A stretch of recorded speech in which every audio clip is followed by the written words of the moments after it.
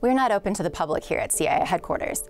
So sometimes when I'm giving a tour, people will ask me, if you're such a super secret organization, why is there a sign on the GW Parkway telling people how to get to the CIA?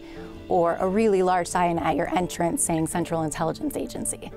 Well, it all goes back to this sign right here.